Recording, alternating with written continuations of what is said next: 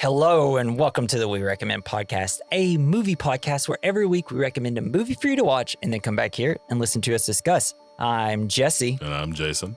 Name? Austin Danger Powers. Sex? Yes, please. Guys, this week we recommend Austin Powers, the international man of mystery.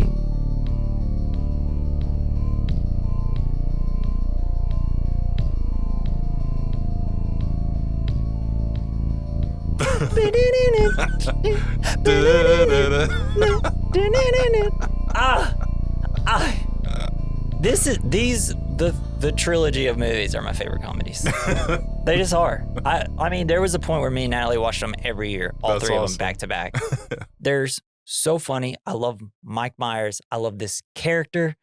I love what it makes fun of because I also watched a lot of 007 back in the day when I was a child, and I just think Mike Myers is one of the funniest people, and he wrote one of the funniest movies ever. Yeah, this movie made me incredibly happy to watch again. They're warm blankets, man. As much as a movie like Long Legs is a warm blanket for me, so is Austin Powers. Wow, that's your blanket is I love kind of rough on one side and smooth on the other. You know, I just love movies that just go all the way for a tone and a vibe. Lots of choreography. I mean, do you think like out of like comedic trilogies, this is the best one? It's pretty damn good. Right? I mean, like when you think of comedic trilogies or something, there's really not a lot. I mean, no. You know, most of the time, just even by the time you get to the second movie, it's already bad. Yeah. Like, I mean, Hangover, some fucking how they got 3 movies after only having one good movie. Of getting drunk one night and forgetting everything. Yeah. I mean, kind of like was a big deal. Yeah. It's just like, we're just going to really do it again in different locations. And then you have, you know, like Anchorman, the first movie, everybody loves it. The second movie, they're like, so we just did it again? And that's like mainly the problem is that it just redoes the bits, which so does the Austin Powers trilogy. But I think what makes it different is his character acting is so good. And like they always add in extra characters that he plays that are super funny. Like because the second one has Fat Bastard. Yes. And then something that I think he really nailed is who he got for the female characters in each movie. Because Elizabeth Hurley, beautiful. She's great in this movie. Heather Graham, amazing. Especially when that movie came out, because I always had a Heather Graham crush. And I was just like, this is my favorite one. And then, you know, Beyonce, she's not the best actor in it, but she has some good parts and she's pretty funny. Yeah, she's all right. She wasn't like, you know, that was, I think, like her first movie she did. Wow. She became a better actress later in movies. But, you know, for comedy and just being a singer, it's tough to do. I feel like comedy is a good way to start your acting career. Sometimes I think it's harder. It's like to make people laugh is some of the hardest things. For sure. But I feel like you're me. If you're already if you're already a made superstar, hilarious person, showing up in a comedy movie is kind of it's a big deal. Low entry point for like, you don't want to try to do drama right off the bat. And like, there's so many good bits in Goldmember. I love Gold. Put this in my skin box. And I know nothing about the Dutch, but there's a part in the movie where Michael Caine says, fuck the Dutch. So anytime I hear something like watching TV and they say something about the Dutch, I'm all like, fuck the Dutch. I know. And if you're Dutch, obviously, I'm fine. Right. But I think that's a common thing. Like I was listening to the Beef and Dairy podcast, which is a comedy podcast that I enjoy. But they were talking about the Dutch language and they're like, that is a language you cannot learn. Yeah. You have to be born into it. That's the only way to learn. You got to be Bane. Born into it. Molded by it. Yeah. And plus, Goldmember has one of my favorite jokes of the entire time. And it's just where randomly Dr. Evil is acting like a trucker. He's like, woo, doggy. It's like something, you pile of, or it's like you pile of monkey nuts or something. It's so funny. It's terrible because I can't remember quotes, but yeah, it's like anytime I try to think of like, is any film sequel as good as any of the sequels in Austin Powers? And they're usually not. No, I don't think so. Off the top of my head, at least.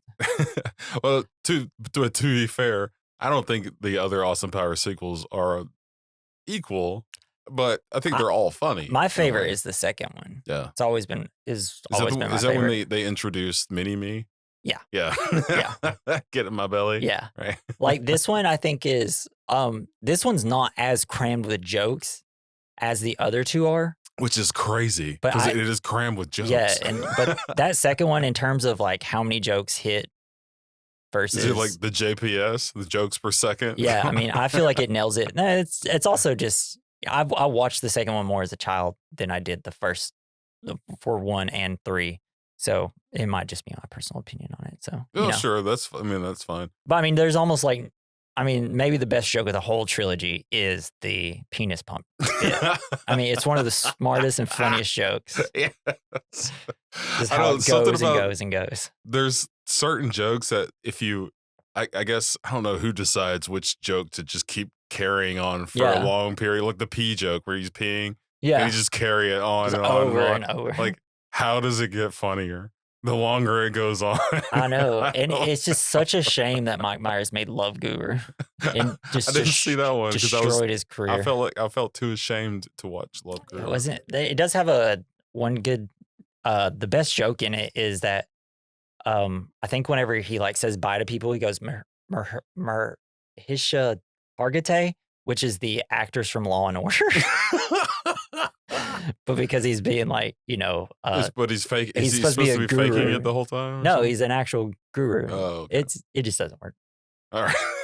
When was the first time you saw the first Austin Powers? I think I saw it in maybe I don't know. Yeah. It was either in theaters or Blockbuster. Did it immediately click? Yeah, of course it did. It did with everybody. Because even if I didn't see it right away, as soon as people start quoting it and it's so funny, you have to go see it immediately. You have to. And this was unlike this movie's unlike Anchorman for me, where even though I've heard people quote it a bunch and I've seen it a bunch, seen it more than Anchorman, it's still funny. Yeah. Even when doing maybe the least funny thing, taking notes and trying to dissect a movie while doing it. And it's very hard to do comedies that way because I'm like, I should be laughing, but I'm having to do this. You're trying to write down why it's funny, but you don't know. Yeah, well, it's just like also like, oh shit, I have to go back and retype that quote in. Or it's like, let me go to quotes in IMDb and just find it, which is what I ended up doing because they have every quote. They essentially have the script in the quote section. I will say, I did have to watch this movie in shame because I know I can't watch this movie in front of my wife. Why? She not like it? No. Really? I don't know if any women like this movie. My wife. She does. Your wife. Everybody likes this movie. That's weird because I mean, a lot of women don't because it's just like it's like Anchorman. It was I think quoted to oblivion. That if you didn't see it before it started being quoted, like you kind of felt like it was really dumb. Well, she should have saw it before it was quoted. Yeah, I didn't think that's on her at that point. I think if your baseline is like men are dumb, then you're gonna have a worse time. Has she ever seen it at all? Maybe, probably. I think everyone has seen it. Okay, that's wild. I've never met anybody that didn't like Austin Powers. That's insane. There's a lot of people, a lot of fish in the sea. That's true. Just like most people are like, yeah, it's funny. Well, it's like, and I could see it from like, well, no, not really. Because, it is like a man being a misogynist. Yes. But like, he learns from it. Yeah, but it also made me feel seen as a very haired chest man. Yeah, well, at least you don't have his hair. He has like hair as long as the hair on your head. I know, and I love the hair joke because it's kind of like in Joe Dirt, how he can't grow hair on the sides of his. He had to have a wig and like because he was born without his scalp. Yeah, but like I feel like it's the same way with Austin Powers. Like that's the only way his chest hair grows. It's like if he loses his hair on his head, he always has plenty he can put on the top of his head. It's kind of like an upside down penis in a way. So there's always been talk about a fourth film, always, and apparently he's still working on it. Do you want a fourth? I don't know. He's kind of now that he's older. I kind of totally want a fourth. Maybe. Just one more. And then obviously he'll have a son. And I can only hope that it's played by Ryan Gosling. Because that would be hilarious. He would be a good successor. And then like it could be a great joke where it's like Dr. Evil like looks over. I feel like you'd have to have Jack Black in there somewhere. Well, yeah. I mean, like hopefully he wouldn't ruin it by just making it the dumbest movie ever. But like, I could just see like a scene where like, Chris Pratt. you know, when when like Austin Powers It's me, and Chris Ryan Pratt. Gosling comes in, and Ryan Gosling is his son, and then Dr. Evil looks over at Scott, who by the end of Goldmember, he's like balding. Oh yeah, he's probably got a grandkid. But then he can just be like, Dr. Evil can just be like, really? You couldn't be more like him. I don't know why I went country. Yeah, I wonder what Dr. Evil would be like with a grandchild. Yeah. Well, You and gotta do that. and you'd probably have like a whole. And would Dr. Evil probably actually have another son, because Dr. Evil turns good in Goldmember, if you remember, yeah. because he's Ducky. Do you think Mr. Bigglesworth would have a grandchild by this point? No, he's dead. Do you want to know the cat's name in real life? Which one? The hairless cat. The hairless one. Yeah. His name is Ted Nude Gent, That's awesome. because he's nude. So this is a tough question, because I don't even think I know the answer. Okay, I'm ready. Austin Powers or Dr. Evil? I kind of like Dr. Evil. I kind of like Dr. Evil So better much. too. He's so cute. But he's so bad with puns. Yeah. Like, Austin Powers is pretty good with puns. He's got all the dad jokes. Yeah. He's rules at doing dad jokes. But like Dr. Evil, I didn't go to evil medical school to be called Mister. You know what I mean? And like, he can't get his chair to work right. I mean, a lot of the best bits in all the movies are with Dr. Evil. The Yes. stuff, the therapy He's funnier, stuff. for sure. Yeah. I think he's funny. And it's just the way he talks. And, I don't know. Everybody loves Austin, but like Dr. Evil's just funnier. Yeah. Just because like the way he is and the people he's around. Yeah, Frau. Do not find anything funny. She's fantastic. Yes. The Lucky Charms bit. The evil laugh stuff. We got to get into it. All right, we're going to hit up some facts. So there's a lot about like how he created the character. So Mike Myers has revealed in interviews that Austin Powers' character was created based on a couple of instances involving his family. His father loved watching British comedies with actors like Peter Sellers and Sir Alec Guinness. So Myers always wanted to play an English character in a comedy. Myers, because he's from Canada. Myers also said that one night after coming home from hockey practice, because he's from Canada, he started flirting with his wife in an English accent. His wife laughed and told him to write down the routine so he could do it again. Writing the routine down led to this script. Nice. It's great. Another fun thing, Mike Myers originally wanted Jim Carrey to play Dr. Evil, but Carrey eventually passed due to scheduling conflicts with Liar Liar. Myers then took the iconic role himself. Thank God. Oh, I'll do it. It's like, I don't have the best comedian. I'll do it. It's like, I like Jim Carrey, but it had been too much. I don't know, but I do like what they made. I do like Dr. It's like, I don't think I'd like Dr. Evil as much. It would have been like a Dr. Robotnik. Yeah, which I haven't seen, but we haven't seen it. Well, I like. He's the best part of those movies. Jim Carrey always, especially at this time, always overdoes it so much, and it works for his films, right? Yeah. But the contrast between Austin Powers, who, Mike Myers is overdoing it, but it's not like, and that'd been too. I feel like that would have been what makes Dr. Evil funny is that he has people that kind of are like that around him. Yeah. But his sycophants. Yeah. And it almost be too much, I feel like. Yeah. Maybe. Ridiculous. Yeah, because he really needs to be the star of the show. Yeah. And also, I just didn't I watched, of course, the second Ace Ventura, and I have seen Liar. I haven't watched his movies all that much. And the older I get, the more I sometimes find his movies not as funny. Sure. So though I need to go back and rewatch Ace Ventura 2 because I loved that one as a child. That was the one I watched the most with him. No, I watched the first Ace Ventura the most. Yeah. Oh God, I had that movie memorized. I don't think I watched that till I was like in high school versus Ace Ventura 2, which I watched a billion times. I remember when I was really good. I was like, wait, this movie's about the Miami Dolphins mostly. It's like wild. Yeah. It's like immediately starts off with a weird blowjob. I was like, man, comedies in the 90s really loved weird blowjobs. Ghostbusters. As a kid, I had no idea what was happening. It's like, isn't that crazy? Yeah. Oh, but like, I had a conversation with a dolphin the other day. Yeah. Yeah, we've got along really well. We just clicked. So Joe's son, that's the actor who played Random Task. Yes. There You is mean Odd Job? there is nothing funnier than just letting someone say something, a joke, and then just not responding at all. It's like the best, which happens a lot in Austin Powers.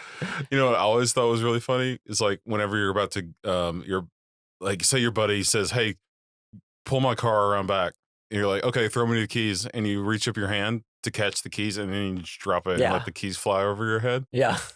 It's really funny. Jason.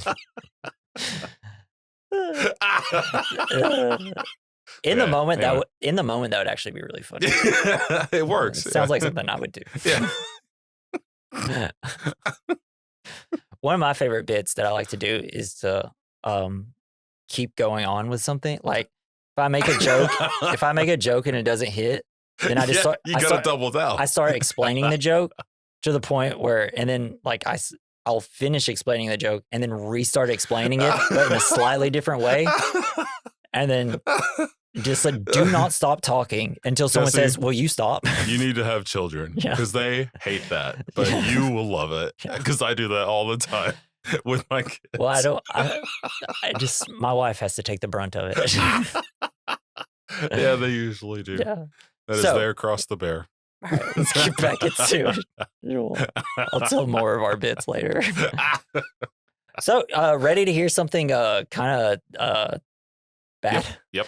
Joe's son, the actor who played Random Task, is serving a lifetime prison sentence for the torture of a 19-year-old woman in 1990.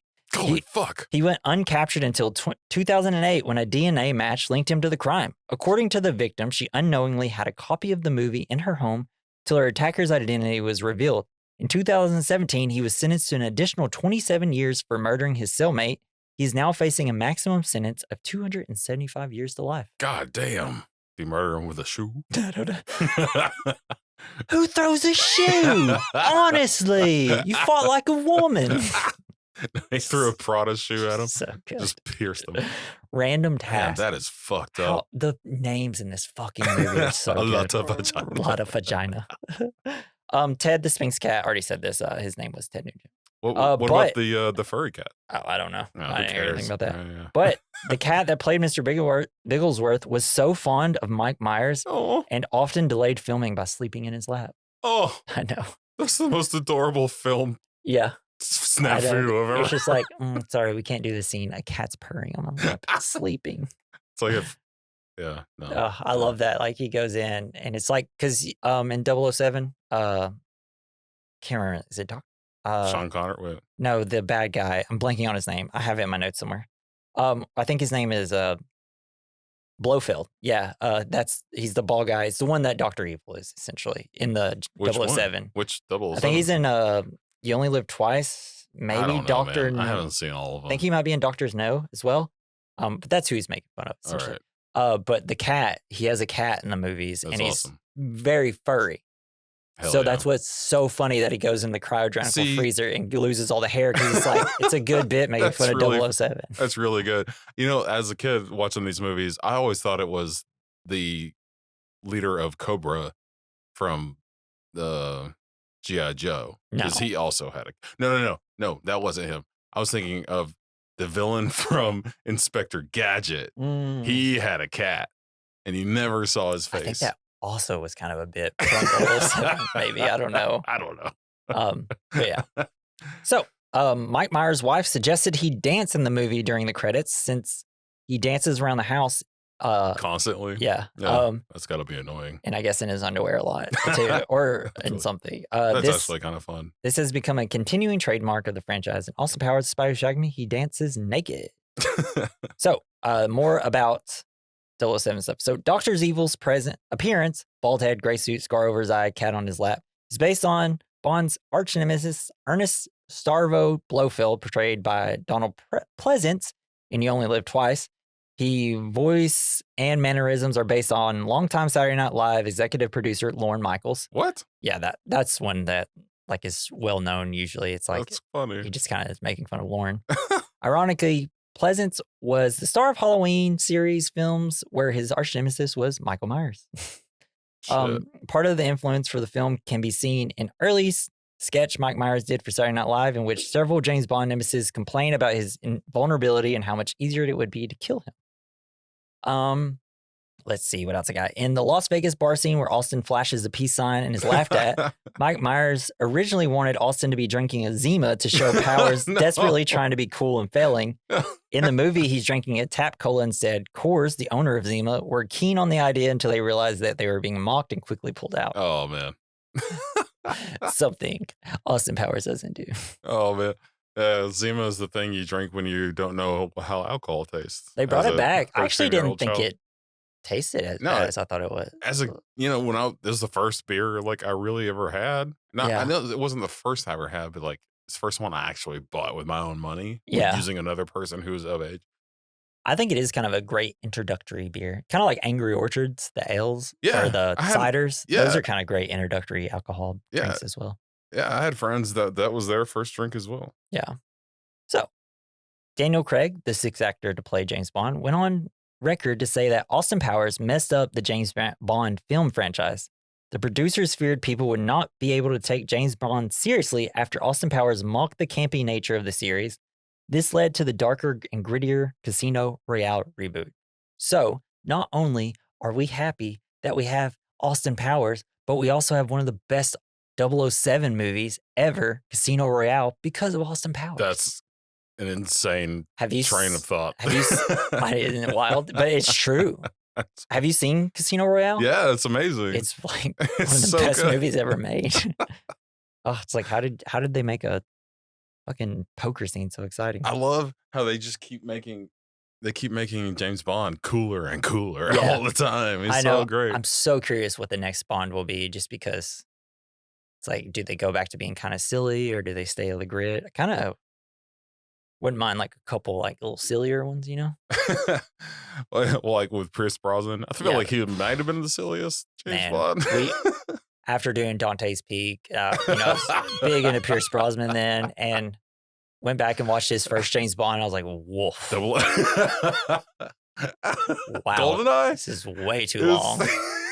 It was too long. It's too long. Sure. It is all over the goddamn place. There is so many points me and my wife were like, what the fuck is going on?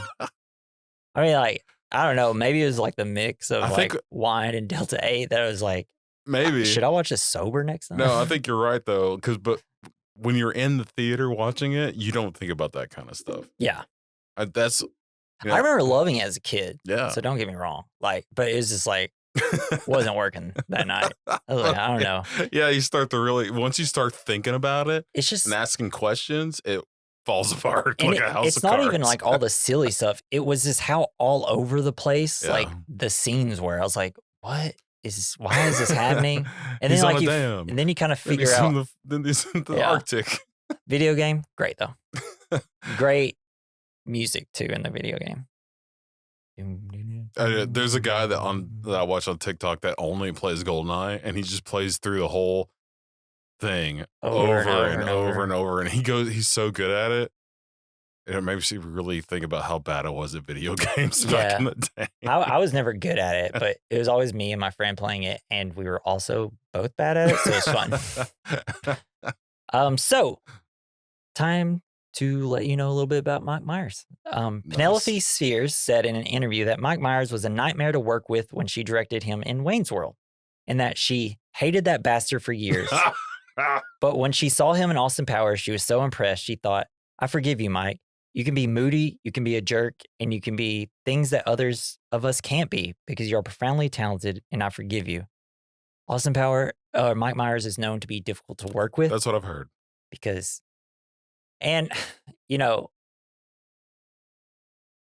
hate some of my favorite actors are assholes, right? Never meet your heroes. But sometimes I think, because he's a comedian, I think he takes more flack for it versus all these other actors that get to kind of be assholes all the time. And nobody really cares. Yeah, because he makes you feel happiness. Like, you remember when Christian... He should be happy. Yeah, when Christian Bale had that...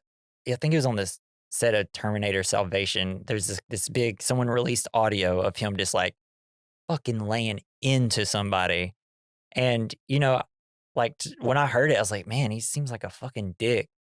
But there was always so many people that came out and said, oh no, the person that messed up, like they are the ones that should feel bad. And like he was right in saying what he did. But I'm like, well, why does Christian Bale get the pass to be an asshole versus like people like Mike Myers and things like that? I'm like, well, I guess because people think Christian Bale is one of our best actors that we have in the world. And I'm like, that seems unfair.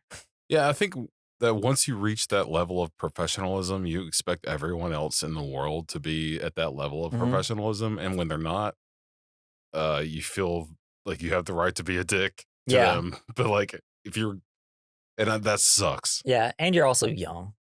Doing all this, I'm sure. I don't know. He could be in his 30s. I really can't tell. But like, I don't know. I feel like maybe they're just impatient and they don't feel like they have time to waste on people who aren't trying. Like they don't feel like they're at their level. Not giving them a pass for being a dick. Yeah.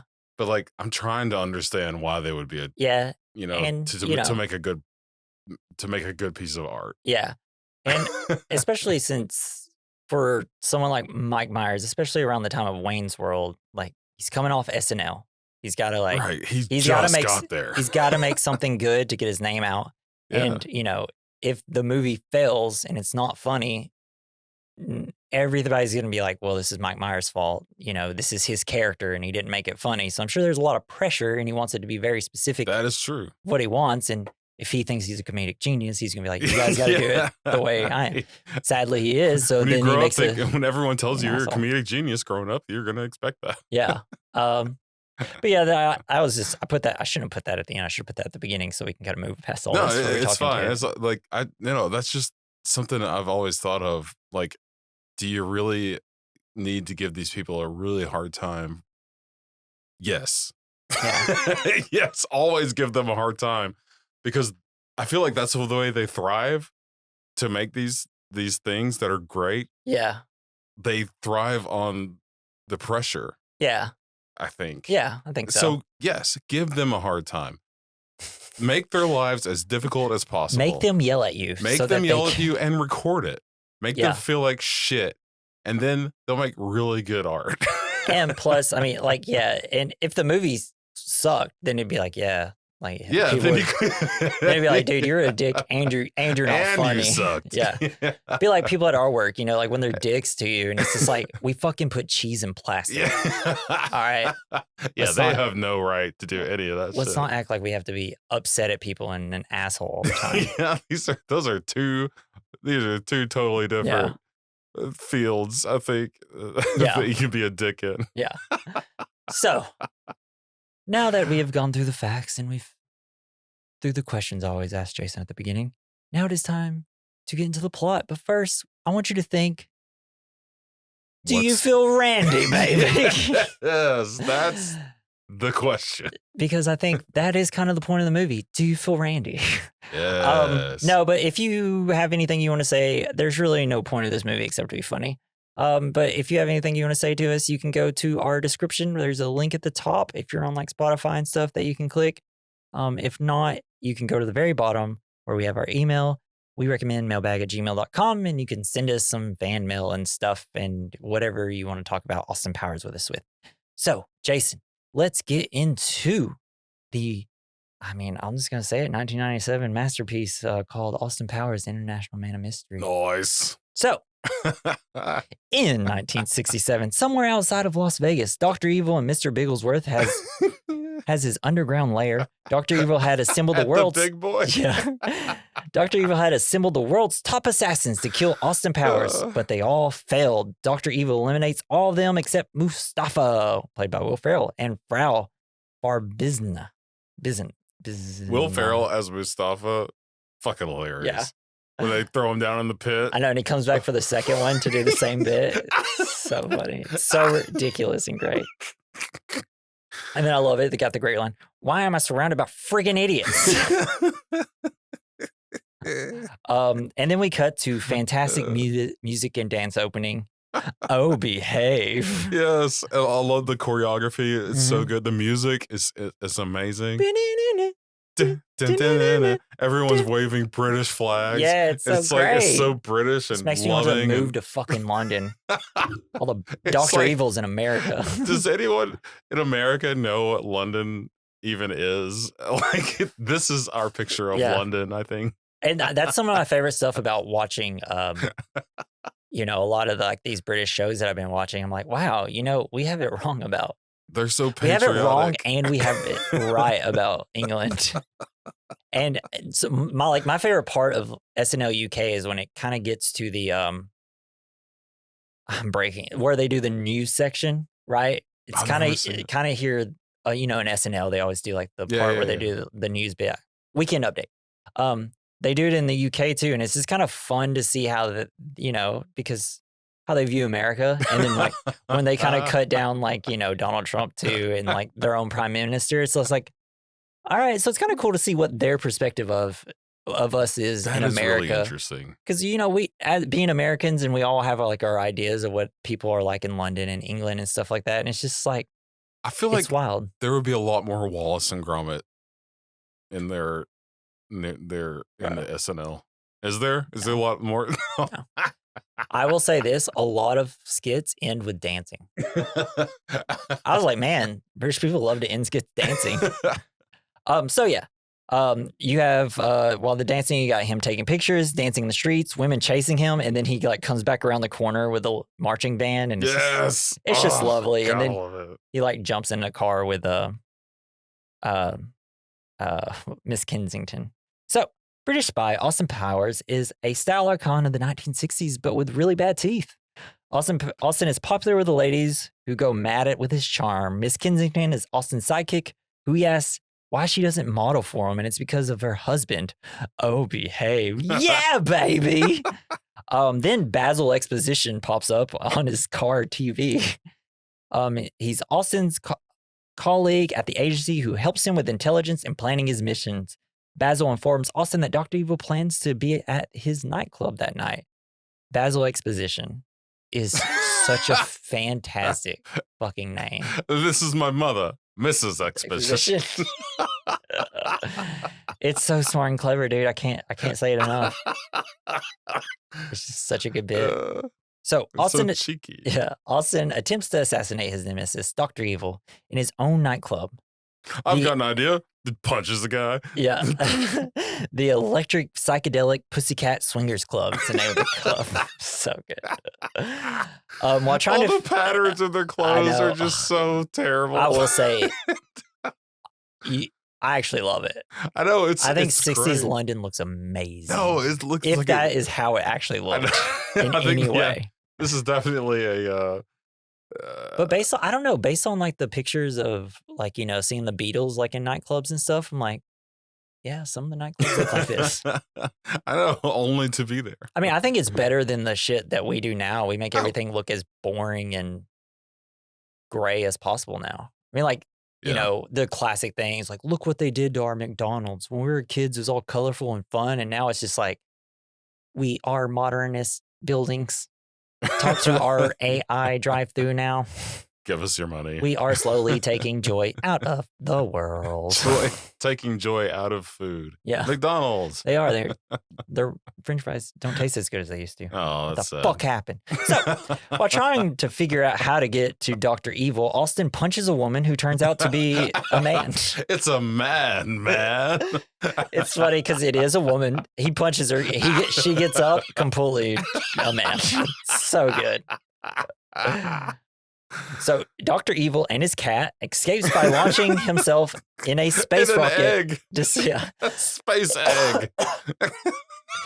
The space rocket is disguised as a Bob's Big Boy statue. It's like a suppository that goes into the big boy. I know. And he cryogenically freezing himself until the time when free love no longer reigned and greed and corruption ruled again. Yay, the 90s. Yeah. And Powers volunteers to be put into cryostasis to be revived when Dr. Evil returns. And I love his frozen body. Yeah. And then there's like Gary Coleman, Vanilla Ice. Do you think when they saw this movie, they were like, what the fuck? How long was I in there? I love that. Yeah, something you kind of forget after like going like a little bit without watching it, how they tried to hide Dr. Evil's face for like the beginning of the movie until they reveal it a little bit later. I was like, oh yeah, I forgot that was probably like a hilarious bit, not knowing that Austin Powers himself is, or Mike Myers is playing Dr. Evil. I bet that was really funny to see for the first time. I bet that. Yeah, that's a good point. They were trying to. Trailers probably ruined it, but maybe. So it is 30 years later in 1997. Dr. Evil's big boys arrives in outer space. Ron Howard's brother. We never saw it coming. Yeah. Ron Howard's brother and a general see it and are off to England, where they had many people like Gary Coleman, Vanilla Ice, and Austin Powers Frozen. This is like, why those two? What is the backstory between the Vanilla Ice? Because they just kind of disappeared. Yeah, I guess the public view. You know. Well, I mean, I get why Gary Oldman did. I mean, or not Gary Oldman, Gary Coleman. It's like, I'm sure his life was tough being like a 30-year-old child. Man. And then he was a security guard. People wanted to like pick him up all the time. Dude. Yeah. How can anyone? Tough life. Yeah. And Vanilla Ice, I get. Like, his was kind of obvious. I mean, the bit is his last name is Ice. We have to freeze. And he did disappear after he started a metal band. Well, yeah, but his music career ended after he tried to do a love song. Like, somebody paid him like $2 million to do a love song, and it fucking ruined his career. Yeah. He didn't come back until he made a metal band. Yeah. And then, he also made a terrible movie called Cool as Ice. Oh. Yeah. That sounds horrible. Everything he tried to do after Ice Ice Baby, which also was essentially ripping off Under Pressure. Oh, he had a friend from work tell me, or suggest to me, that we do that movie. Yeah. And I was like, yeah, I know who you're talking about. Never heard of it. Yeah. I listened to a bad podcast about it. It sounds fucking hilarious. So they thaw Austin out during the warm liquid goo phase. They cleanse him. He looks like such a dork. I know. So they cleanse him. They dry him with 6 blow dryers. Let him pee for a really long time. Evacuation begin. Everything's a joke. Yeah. And I love it. He then learns about all that he missed while frozen. Austin is shocked to find that the Cold War is over, and now the West is working with Russia, represented by General Borchevsky. Finally, those capitalist pigs, huh? We won. Oh, no. We won. Oh, yay, capitalism. Such a good bit. Also, the guy that plays General Borchevsky, Elijah Baskins, is the landlord for Peter Parker in the Sam Raimi Spider-Man. No shit. Yeah. All right. I was like, oh shit, that's the Spider-Man guy. Cool. He's the shitty landlord. He's trying to get Aunt May out of her apartment. Fuck you, man. Fuck you. So he learns that Dr. Evil and that he will be working with Miss Kensington's daughter, Vanessa, played by Elizabeth Hurley, who's great. He then out loud talks about how hot she is because he has no inner monologue. Miss Vanessa Kensington, Mr. Powers, my job is to acclimatize you to the 90s. You know, a lot's changed since 1967. Austin Powers, no doubt, love, but as long as people are still having promiscuous sex with many anonymous partners without protection, while at the same time experimenting with mind-expanding drugs in a consequence-free environment, I'll be sound as a pound. So the only people that use condoms are sailors. Like, no, they're not using condoms. They're going port to port, those dirty buggers. They should be. They should be. I butchered that. Like, even though they're doing the same thing he's doing. Yeah. Austin Powers really relies on, the movies really rely on him saying something full-heartedly and being completely wrong about it. Yes. So many times in this movie they do that. True. And it works every time. Yeah. I mean, how else would you think a person unfrozen for 30 years would act? And like, because Dr. Evil does the same shit. Yeah. And this movie's so smart. All of them are really, by just having so much teleportation or time traveling, to where it's like, it's always a funny bit. So Austin Danger Powers is given his things. Danger's my Middle name. Yeah. He has a blue velvet suit, silver medallion. God, what did I give for a blue velvet suit? Some boots, Burt Bacharach albums, Hello, Bert. Swedish penis pump, a receipt for a penis pump, a book, a warranty for penis pump, a book, Swedish-made penis pump. This sort of thing is my bag, baby. All the while he's just saying, I promise, it's not mine. I don't need it. What is this? I obviously don't need it. And then like he's going to go walk away and he's like, do you want this? And he like, takes it to him. So good. One of the best gags ever. I know, it really is. And after using the penis pump, many people probably did gag. Hey-o! Oh, no. You ever used one? I've never, no. Do you know how it works? Nope. Me neither. I can't imagine it's good for you. I just feel like you're just blowing up your penis. Because you're stretching it. I think the whole idea is to get more blood to the member. Yeah. But like, how does that do anything? If you know how penis pumps work, please send in some fan mail. Actually, Mark, are you out there? Do you know in the YouTube comments? Let us know how penis pumps work. Send the pictures to Jesse, particularly. The email. Yeah. So Vanessa tells him to stop calling her baby and to call her Vanessa, and he's like, "Yeah, baby. I mean Vanessa." So Dr. Evil returns with new plans for world domination, but first he kills Mustafa for making his cat lose his hair in cryo chamber, and he takes a long time to die. Help me! I'm actually not dying, and I'm very badly injured. And it's like sending a guard. Oh, hey, could you please help me? I'm very badly injured. Oh, you shot me in the arm. Why would you shoot me in the arm? Shoots him again. So fucking good. That's Monty Python stuff, man. All of it. Yeah, it really is. So Dr. Evil discovers his henchman, number 2, has transformed his evil empire into VirtueCon, a multi-billion-dollar enterprise. VirtueCon moved from chemicals into telecommunications and now owns cable networks in 30 states and a steel mill in Cleveland and a factory in Chicago that makes miniature models of factories. It's so fucking good, dude. It's so good. That's oh, it is so good. Oh god, that's what makes me funny. like. That's the kind of British shit that I love. It's just like it's so random. It works immediately. We also see some of the other. We see Patty O'Brien, who leaves charms at this crime scene. Lucky Charms. They're always after me, Lucky Charms. Everybody kind of starts snickering, and he's like, "Why does everybody laugh at me when I say that?" It's like, "Oh, because there used to be a commercial because of the cereal." The cereal, so good. And Random Task, who throws shoes. They are Dr. Evil's henchmen. See, yeah, I never knew about most of the Bond villains until I played GoldenEye, and then you unlock like the secret characters. You ever seen Jaws? Yeah, the guy with the teeth, big metal jaw. Yeah, I never saw that movie. There's so many Bond movies. I mainly only know of the guy who throws hats, Jaws, Blofeld, and then of course the new ones from the new movies. Maybe this. Well, and then also the GoldenEye girl who just like gets off on killing people. Yeah, she chokes them with her legs. So her thick thighs. Orgasms while doing it. Yeah. It's like, okay, kill me, baby, kill me, mommy.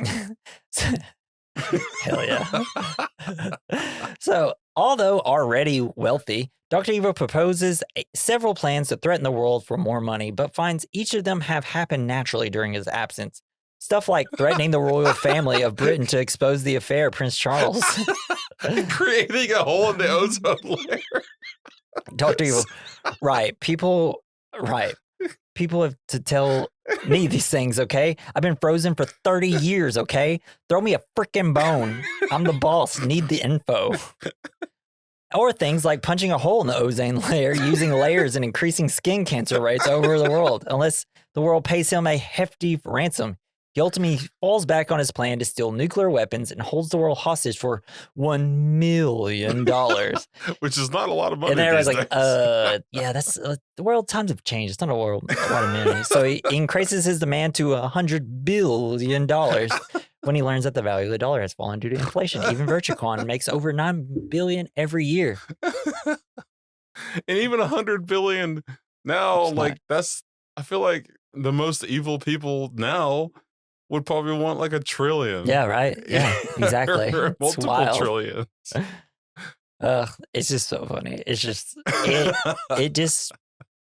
it's so perfect that it's like, yeah, the main villain in this is a rich billionaire that just wants more money, so he's gonna do more evil things. Well, I think the This is money how the doesn't world matter. works. He just wants to be the evil. evil. Yeah, exactly. That's his whole So- deal. I mean, he's a doctor of evil. So on a psychedelic plane, Powers quickly finds his free love credo of the 1960s to be out of touch with the 1990s and is unable to turn Vanessa onto his charms, like trying to seduce her on a rotating bed. With those green pants, get out of here. Vanessa, Get out of here. Vanessa, let me ask you a question. Do I make you horny, baby? Do I make you randy? Vanessa is disgusted by Austin's overt attempts to get her into bed and declares that she will never have sex with him. This may have worked for my mother, but Yeah. not for me. And I love Yeah. it because they're on the bed and like the plane starts shaking and he starts, oh God, I fell oh no, over. I fell over. Oh, I keep falling over. And then she's like, I'll never have sex with you again. And then like he's just on the bed doing poses and she turns and smiles. And then we'll see a little later that Austin Powers is not disciplined, much unlike Vanessa, who is disciplined. Pulls out his penis pump when he gets to the hotel. How did this get here? This is a joke, honestly. But I love how they start doing the naked in the background gags with the things in front of So them immediately. And if you actually want to watch a movie that's not trying to be funny, that does the same bit, it's called Beowulf. What? The animated one? Yeah, the animated one that What? Robert Really? Zemeckis did. Yeah, because they're like naked through like the whole movie, and there's constantly stuff in the way of the Oh, penis. I didn't realize that. And I remember being in high school, and we read Beowulf, and the movie came out, and then like I went to go see it, and they're like, "Did anybody go see Beowulf?" And I was like, "I did." And they're like, "What'd you think?" I was like, "Well, I just didn't understand why they did the Austin Powers bit the whole movie." They're like, "What do you mean?" I was like, "Well, they're naked the whole time, but they constantly hilariously had stuff perfectly in front of like their bodies." Yeah. And then people were like, "So you wanted to see them naked the whole time?" I was like, "No, just don't make them naked." Yeah, I want to see Angelina Jolie naked. It's just for like, sure. this is a very serious movie and you made it very goofy and it's already kind of looked bad. So I was like, this is not working. But that was totally Angelina Jolie as the monster, right? At the end? Yeah, she's the mom. Okay, or yeah, that's what whatever, I thought. Yeah. There was a thought in my mind that maybe it wasn't her that they were trying to depict, but like, God. Yeah, it was definitely her. Give me Dragon Mommy. Yeah. So we learned that Frau has used a sample of Dr. Evil's semen to artificially create his son, Scott Evil, now a millennial teenager. Scott Evil. Scott represents his father's absence and resists his attempt to get closer to him, despite Dr. Evil's attempt to get closer to him through therapy. Come on. I'm cool. I'm with it. Scott, come on, give me a hug. Look, I'm cool. I'm hip. Whoa. What is he even doing? He's doing the Macarena. It's not the Macarena. That's what he's doing, though. Oh, he's trying to do. Whoa. One of my favorite things in all of Austin Powers. So good. It is like I love that Scott just runs away. No, get away from me. Stop it. I don't love you. I hate you. So later, Austin and Vanessa pose as a married couple in a Las Vegas hotel. Vanessa says that a lot of Virtucon executives are staying there, and Virtucon is suspected to be connected to Dr. Evil. Austin meets number 2 and his Italian secretary. But first, they're walking down like in the lobby of the hotel casino, and he's like, hey, how are you? Oh, wine. Okay. Hey, there you are. He's like, hey, who are you? It's like, I don't know, but there you are. So good.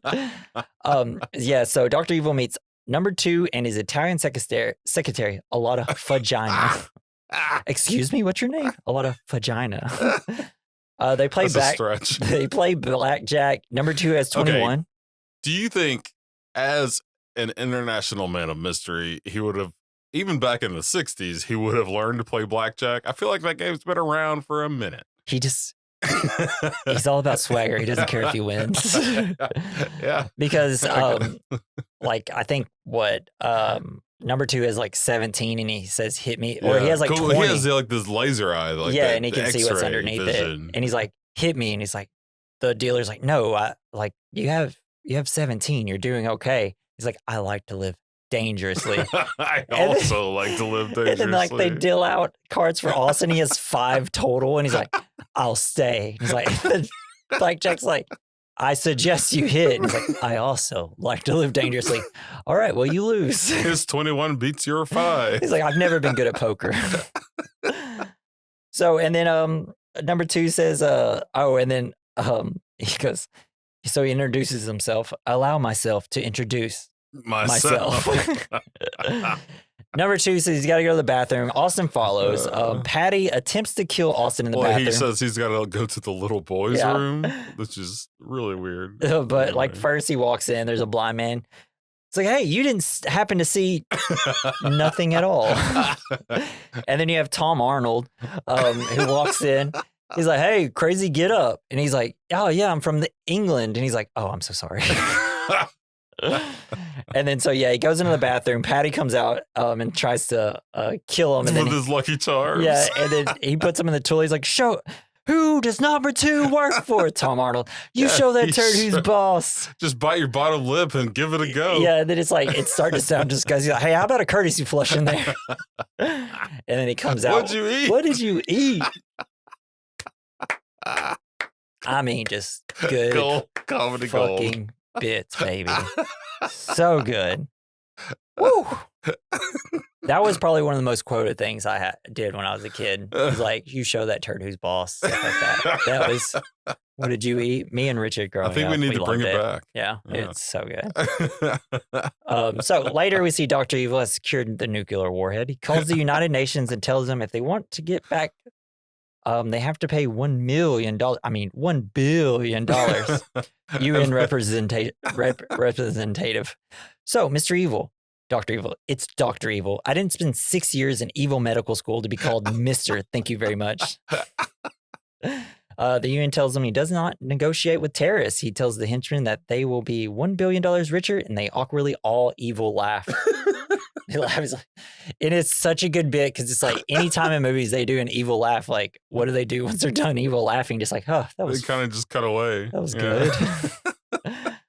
Yeah, they wait until there's no more laughing. Yeah, they're like... They're kind of waiting for someone else to say something funny, but like nobody does. Yeah. I kind of imagine that's what it's like being around Kim Jong Un? Or whatever that guy is. Yeah. I feel like that's like his deal. Yeah. Like I totally. You just kind of have to keep laughing. As soon as he starts laughing, everybody has to start laughing. Yeah, and then you stop as soon as he stops. Exactly. Like, when do you stop? Just as soon as he stops, you have to immediately stop. If you laugh too hard, he gets sent to forever jail. It's forever jail, yeah. And so does your family. Yeah. And your grandfamily. You know, I guess there is actually a place where you're allowed to visit North Korea without being murdered. No way. I'm not sure. I'm actually going to stop talking about it. Is it like the fake city with all the fake buildings no, no one lives in? It's like the tunnel thing you can do or something. A dark tunnel. I'm assuming it's some sort of tourist thing that they allow just to have more extra money. Let's go. No. Let's go start a GoFundMe to send We Recommend to North Korea. Yeah, do it. Don't. So Vanessa calls her mother in London, who tells her that Austin is a very caring man, and that in the 1960s, every man wanted to be him, and every woman wanted to be with him. All this while Austin is walking around naked while standing in front of objects like sausage, magnifying glass, champagne. I mean, the magnifying glass always gets me, but the sausage is the best one. So fucking good. And this movie always comes so close to showing everybody's naughty bits, and it's funny. So while spying on random tasks, he calls Vanessa beautiful, and they go out for a night on the town where Burt Bacharach serenades them. A double-deck bus? Yeah. That is cool. And then Vanessa starts to fall in love with him because he's so funny. He's so charming. And I love them walking around, and it's obviously green screen. They're like, yeah, that. Yeah. And the bit of Burt Bacharach coming out was so good after setting it up earlier. Yeah, playing the piano. Yeah. Yeah. Oh, man. Having a date. I feel like he rejuvenized his career. because of Austin Powers. Yeah, maybe. I had no idea who he was until this movie. No, I mean, he was probably I a didn't know of him well-loved as a artist. kid, you know? So, What the world needs now. So later at the hotel, after some twister, Vanessa comes on to him while drunk, but Austin refuses because he doesn't want to take advantage of her, and he reminisces about how great her mom was. Oh, that's the perfect way to get a lady into bed. But I mean, it's very much like an aw that he didn't take advantage of her, and he seems like, because at this point you'd be like, he'd totally do it, but he's a sweet guy. It's the biggest thing where you're just like, oh, he is sweet. He's a horny old sweet person because of the time. Also, we get the stairs and elevator bit. Yeah, it's always great. How many have you done this? Yeah, of course. Of course, everybody's done this. And it's also like one of the funnier bits in The Office. Oh shit! He's like, hey, look, I can get. You need anything from the warehouse? He goes down there and gets it, and then they turn the joke on him. It's like, I need coffee, and they just like crawl to the. Was this the room. first time you've seen this bit? Like, I remember thinking. No, I've seen this bit in this movie mainly. In this movie, it's probably the first. What? Do you think? Have you ever seen that bit anywhere else? The Office.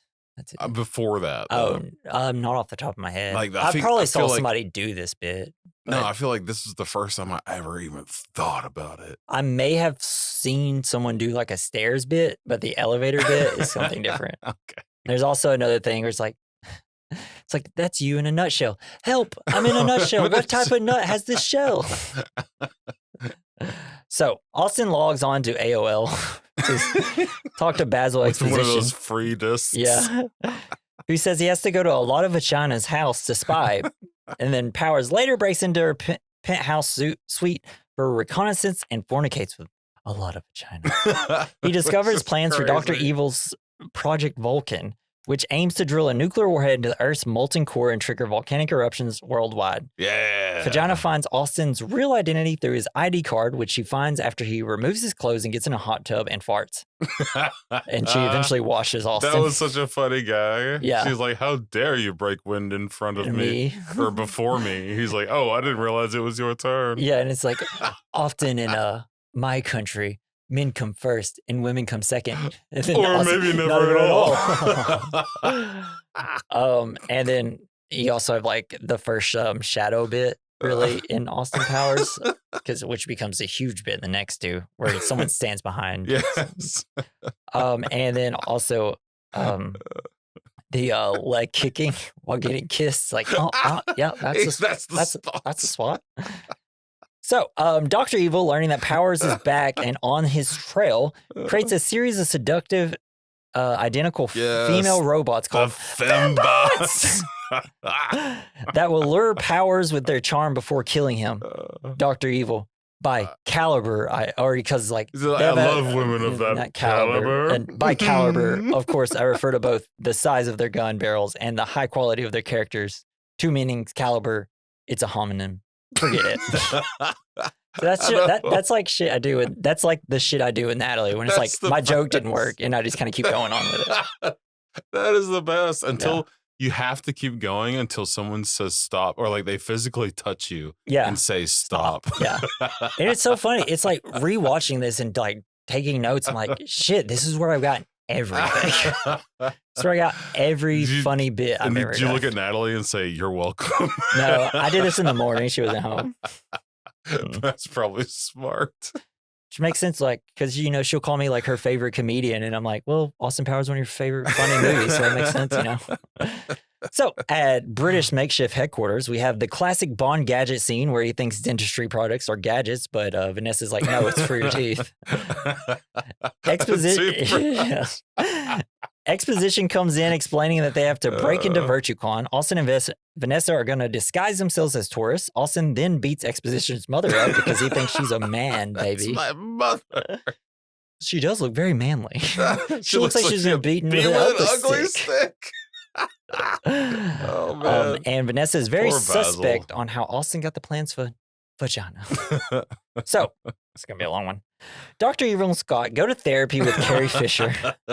Scott says he wants to be a vet, but not an evil vet or an evil petting zoo vet. Dr. Evil says that he is really trying to kill him because, like, Scott says, I think he's trying to kill me. The therapist, it can feel like that sometimes. Like, no, I am. Dr. Evil explains his beginnings. Dr. Evil, well, very well. Where do I begin? My father was a relentless, self-improving Bollinger owner from Belgium with a low-grade narcolepsy and a penchant for buggery. My mother was a 15-year-old French prostitute named Chloe with webbed feet. My father would womanize. He would drink. He would make outrageous claims like he invented the question mark. And like chestnuts are being lazy. Sometimes he would accuse chestnuts of being lazy, the sort of general malaise that only the genius possessed. Real genius. The insane lament. My childhood was typical summers in Rangoon, luge lessons. In the spring, we'd make metal helmets. Meat helmets. Meat helmets, yeah. When I was insolent, I was placed in a burlap bag and beaten with reeds. Pretty standard, really. At the age of 12, I received my verse scribe. At the age of 14, a Zoroastrian named Velma deliciously shaved my testicles. There really is nothing like the shorn scrotum. It's breathtaking. No. I suggest you try it. The rest of the therapy group is baffled and disturbed by Dr. Evil's therapist. We have to stop. So when you hear the words shorn scrotum, does that mean they cut off his scrotum? Or they just shaved his scrotum? I assume shaved. Shorn? Is shaved? Shorn? Yeah, I assumed it's shaved. Okay. So, Vanessa talks to Austin and asks if he was up to something with vagina, and Austin proudly tells her that, yeah, we shagged, baby. He asked, did you use a condom? He said, no, I'm not a sailor. This is where the sailor bit is. They go from port to port. Those assholes. Vanessa says if they're going to be together, he is going to have to change with the times. Vanessa welcomes him to the 90s where he will be very lonely. Then he does a whole sad Austin goes out in town where he feels lonely. He marks off all the names of the people he knew that are dead now. He tries to play a CD on a record player, pumps up a shoe until it explodes, and watches some news of what he missed. And Vanessa comes in and is like, I kind of forget sometimes that you've missed all this. Yeah, it's like that scene from The Fifth Element. Yeah. Yeah, exactly. The same. Big bada boom. Big bada boom. So they go to VirtueCon dressed as the love guru and sexy cowgirl. Yay. They beat up some henchmen to steal their clothes. They are immediately found out. And I love that they go in, the henchmen are completely crazy sizes, and they go in, they come out, and everything fits perfectly. It's a great bit. They steal a random steamroller where they run over Michael McDonald. He had so much time. I know. To move out. And then when they ran over him, they stopped. Yeah, I know. Immediately stopped. And it's also a room full of steamrollers. I will say this. That was one of my favorite gags of all time. It was the funniest fucking shit. And also, it's the guy that plays Stewart in Mad TV, which only makes it fucking funny. I know. I love that shit. I love him. Yeah.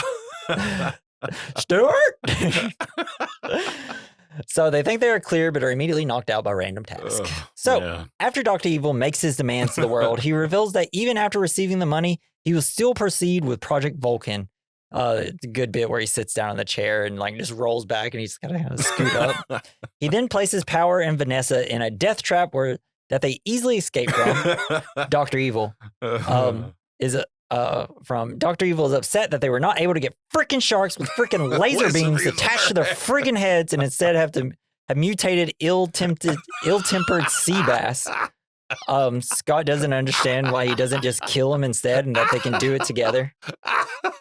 And then this is where Scott starts doing he starts trying to talk and then he's like, shh. I just started from here. It's that's one of the best bits.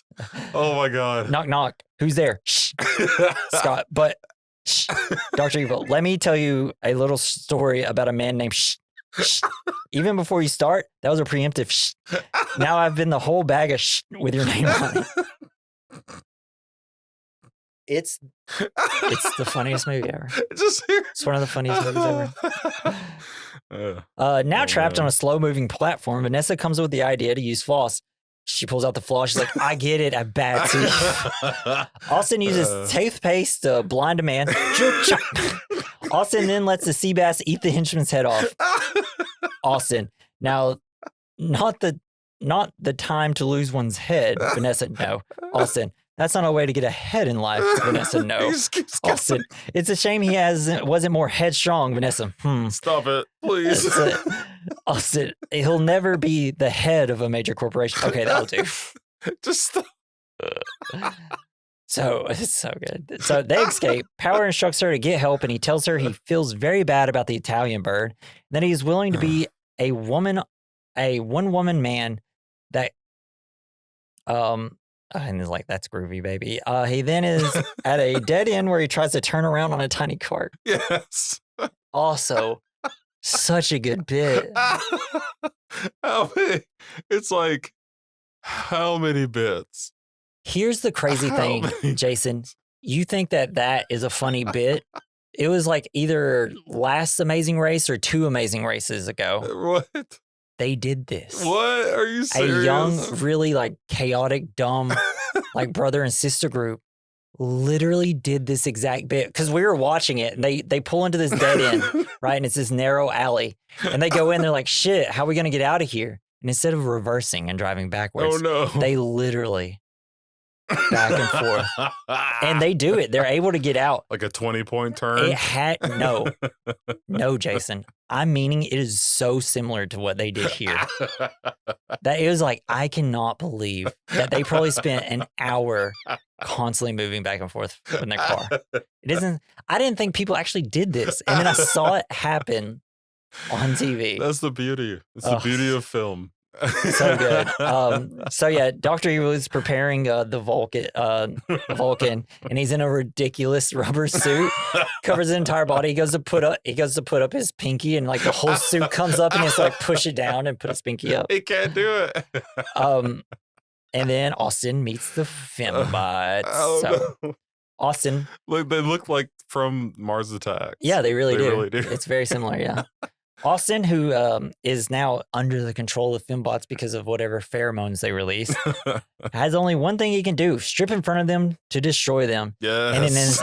And do it in his tiny Union Jack undies. Using his mojo. And I love whenever he's like under the control, he's trying to like snap out of it. He's like, Margaret Thatcher naked on a cold day. Margaret Thatcher naked on a cold day. Because she's old, right? Yeah. So, and then, so essentially he has to do a little dance. It's hilarious. He lights up a bunch of cigarettes, throws it in their thing. And they're charms exploding. them so much, they explode. Yeah, it's such a good bit. And then,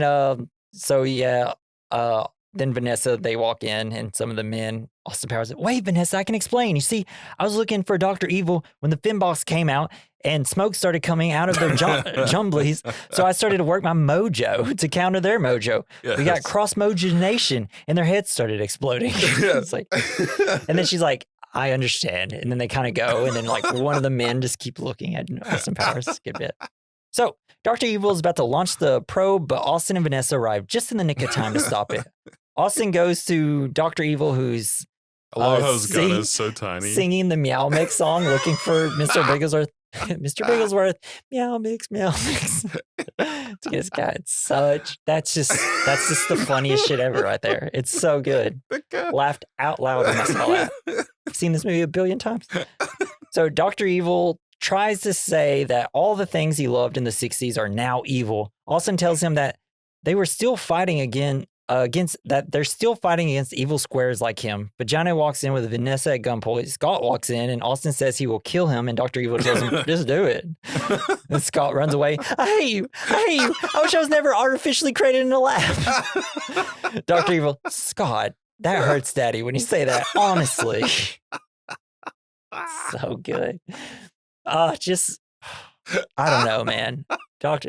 Just the way he talks as Dr. Evil is so funny. Oh, it's so good. It's just, kill him.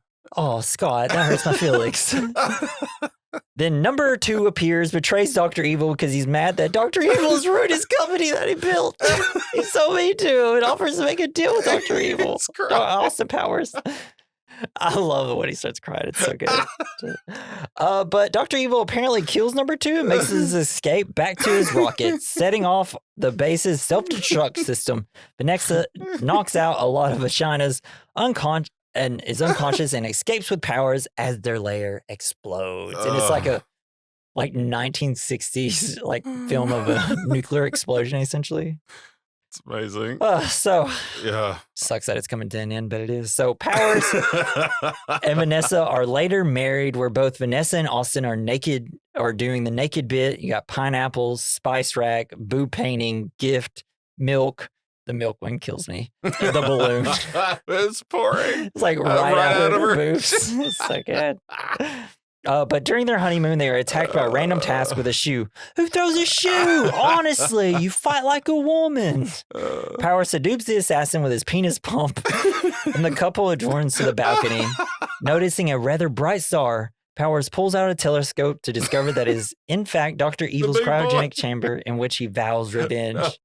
And then during the credits, we get like the photographs of Vanessa. Oh. The end. God, can we stop laughing now?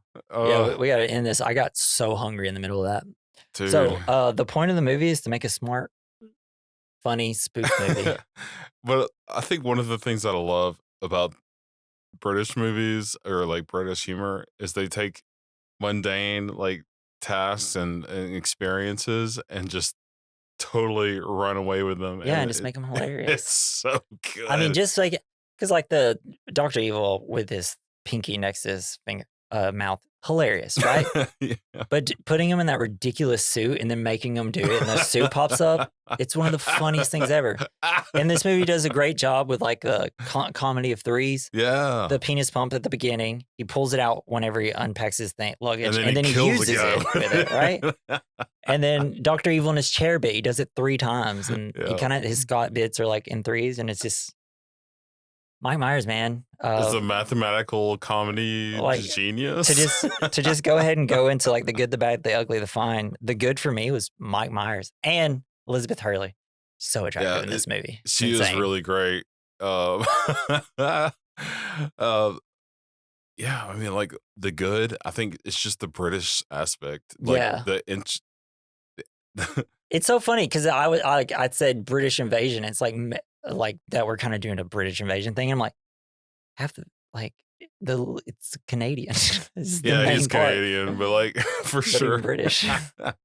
But yeah, I think they're trying to meld like British comedy into like a spoof kind of thing of 007, which is so good. They just put so many different like ideas in one pot, and it just all worked. It's great. For the bad, I got nothing. I think it's a perfect film. I really do. It's a silly spoof, so like, I don't know. It's not. I never have any issues with it really, unless it just wasn't funny, and it's completely funny. I never really felt, and like as far as ugly, like I mean, there's a lot of ugly shit like that comes with traveling through time from one age to another. But like, it's the bit. That's the whole bit, right? And I put like, nothing, you dummies. Yeah. But I feel like they kind of reconciled all of it. Yeah. You know. Yeah. Like the misogyny, everything. Yeah, and they made it a lesson for the main character. Yeah. Right. Even though, like, you know, he still bones. So it's really, he's still.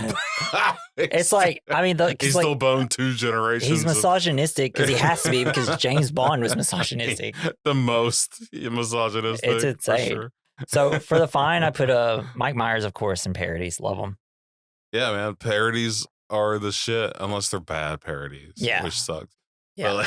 But I feel like these movies do a really great job because they add in things like choreography, great music, they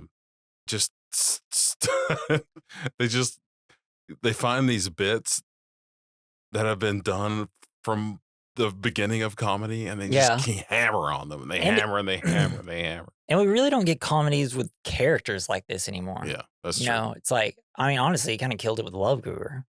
Now everybody is just like an immature version of a real human being, right? Or it's just like situational comedies for like teenagers in these situations. Like you think about Superbad and Booksmart and just other comedies, whereas like most comedies now are, it's just people in their everyday lives, and there might be a really ridiculous, like an obnoxious person, and that's where the bits come from. But like our days of like Drop Dead Fred. They're missing the character. Yeah. The really distinguished like characterization of someone who is like this, like the all in on. Yeah, and they have like silly jobs. Even like Fletch, he's like a private eye, and it's like that's how he gets into the situations. Or, just any of those movies like Chevy Chase, Martin Short, and Steve Martin. His character is mentally insane, and but for like now it's just like real people in real situations, and there's just humor around it, and the jokes are built in. It's funny because it's sad. Yeah, yeah. And I'm completely blanking. I'm trying to think of the Martin Short film, Clifford. Have you ever seen Clifford? Not the big red dog one, but where Martin Short is playing a child. No, I don't remember. And he's just like, so you just see this tiny Martin Short character, while I'm blanking on his name, one of my favorite comedic actors in it, who's just getting berated by this adult because Clifford is an insane child. We're going to do that for this podcast. Don't worry. That's amazing. I haven't seen that yet. You're going to be like, this is a bad movie, but it's so funny and kind of not bad. Yeah, I can't wait to see a bad movie. Yeah. All right. So we're going to do our double feature real quick. It's where we recommend a movie to go alongside this movie. It's pretty, well, I'll let you do yours first, just in case I need to change mine. No, I have one. It is a little documentary, kind of like mockumentary series. Oh, hell yeah. It is currently on Apple. Oh, yeah. It is called Creature Comforts. Oh. It is a British stop animation comedy documentary about animals. Oh, my God. That talk. Oh, my God. And it is incredible. Oh, my God. Oh, my God. Oh, my God. I got to watch that. It's you so had good. me at British. but it's so good. That sounds amazing, Jason. That's on Apple? Creature Comforts currently is on Apple right Hell now. Yeah. Well, I was going to say Wayne's World, but I actually decided to change mine. It's called So I Married an Axe Murderer. And nice. That's his first one. And I haven't seen that one either. Oh, it's so good. It has the same actor that's in Clifford that I'm just going to have to look up. Martin Short? No. Oh, God, what is his name? He's also in Midnight Run. God, what is his fucking name?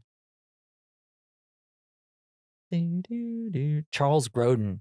Oh, shit. One of the funniest people ever. Nice. But yeah, he's also in it, and he has a great little scene. And it's just kind of a great first film for Mike Myers. So yeah, watch those. Definitely check out that Apple one. And if you've never seen So I Married an Axe Murderer, it's great. It's also on Prime. Oh, cool. So yeah, that concludes this week's episode of Austin Powers, and we're not done with the Brits, baby. We're still coming at you because we're gonna do a movie. Honestly, I've been wanting to do for a while. And it's Shaun of the Dead. Yeah. You've got red on you. I think it's probably my second or third favorite zombie movie. So good. It's a huge drop off from there.